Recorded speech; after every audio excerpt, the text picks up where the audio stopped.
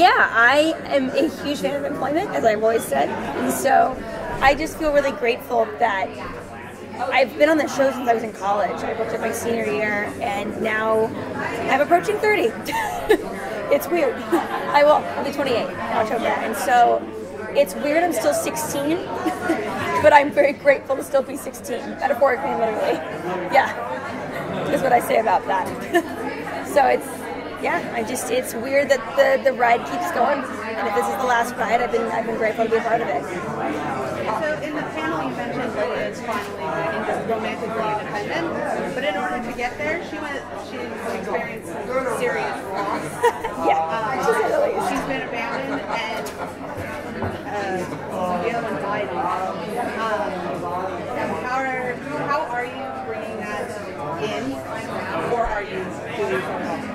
Yeah, I mean, I think the main theme with Lydia this season is trying to help people, because she, of course, is a perfectionist and everything she does, so she's just helping perfectly in that situation. I think, but the main reason she feels the need to do that is because she couldn't fix the past, and the fact that she got there a day late and a dollar short for Allison. She knew when she was surrounded by the Onis that there was something that she needed to do, that she had to put the pieces together. She's like, what are you guys doing here? You're not supposed to be having me, you're having them. And Scott and Styles come together. And so I feel like that's what she's trying to make up for last season. So she, that comes from a sense of abandonment and loneliness, but she uses that in the sense that she just couldn't help. She doesn't feel the abandonment, but she feels like it was her fault because she's abandoned. If that makes sense, because she couldn't help those other people. And so Allison's a recurring theme throughout the season of Lydia's motivation and trying to fix the problems that she at least can currently fix. If that helps answer the question. I think Aiden did a number on her, so she passing away right in front of her face, and so she's taking a break this season, rightfully so. Yeah. So how long do you think the show can go? I mean, 5 seasons. Do you think we'll go another 2 or 3 more? Or? I don't know. We're the last to know as actors. I was like, maybe the movie stars get a heads up, but we do not. I heard rumors of season 6, but when I say rumors, I mean so distant. We are not like a Charlie Sheen show. We are not getting 100 episodes pre-ordered, and so it's a ride every year. We just don't know. Yeah, so we heard like really strong rumors that were unofficial in the last couple of weeks. But even until you get your letter in the mail or emailed to your agent, you're technically not invited until you get that letter legally. And so it's funny because my team will go, Holland, we'll get the letter in and then we'll move forward. I'm like, but we're going to get the letter. He's like, no, we're going to wait for the letter and then we're going to move forward. So until you get that letter, it's not official. What's interesting is how viewing habits have changed drastically. And now, Teen Wolf is on Amazon Prime now too. And people are watching it that way. There's so many avenues to keep the show going. Right. That I think it bears well for your own longevity rather than cutting it short. Right. We've had an amazing run with MGM in the international deal that they've cut for us, and it's funny because I've always said we had like a Dennis Kucinich, that politician who wasn't invited to the Democratic convention. He like YouTubed it outside. He's like, we're outside. I wasn't invited, but he's like gaining fans one by one, and that's how I felt.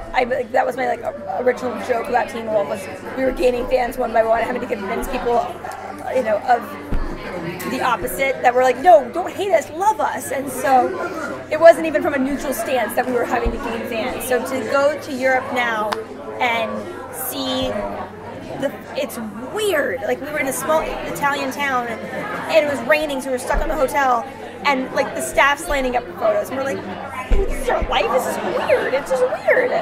It's amazing because that's a way of showing that they love what we do for a living and we love what we do for a living. So from that, it's great. I'm so grateful, but it's weird.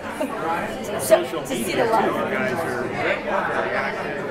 I try to be. I always try and mix it up. I think that just Teen Wolf trivia, it gets a little two-dimensional, so I always try and retweet all my funny comedians who do other things for a living that live in like Austin, Texas, and I think they're really funny, so maybe other people think they're really funny, and use it as a platform for that, to just cool stuff to check out kind of thing.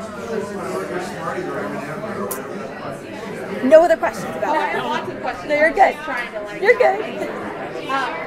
One of my best friends says that her favorite thing about Lydia is that her screaming is her power, not her weakness. That the horror movie scream is a good thing about her. Last question. Got it. Sorry, thank you. What do you think about that? That the Scream is a good thing, not a bad thing. Since the horror movie Scream, like the girl horror movie Scream, is one of the oldest tropes in Hollywood, and got it as an empowerment rather than I mean, it's certainly an empowerment in this situation because that's her power, and she's trying to use it obviously for the best of the good that she can pull out of that. No pun intended, Scream, but it's funny. I mean, the louder I scream, the stronger you feel the urge of the death. Like I always try to correlate it that way. But as far as the image of the woman's scream in cinema, it's bittersweet actually, because it's, if you want to like look into the feminism behind that, pornography says the same thing these days. Like the third wave of feminism, we're like, but that's empowering women that want to be a part of the entertainment industry. So you can actually look at it whatever way is anybody's fancy. In my opinion, I think it can be. The horror movie Scream is a bit of a cliche, maybe in a fun, reminiscent, nostalgic way. But I'm glad that at least my Scream is connected to the power versus the victimization of it. If that makes sense. Yeah. I'm nostalgic for the woman's Scream, but ultimately it doesn't come from a great place. It's like the victimization thing. Yeah. That's what I think about it. Yeah. Thank you. All right, thank you guys.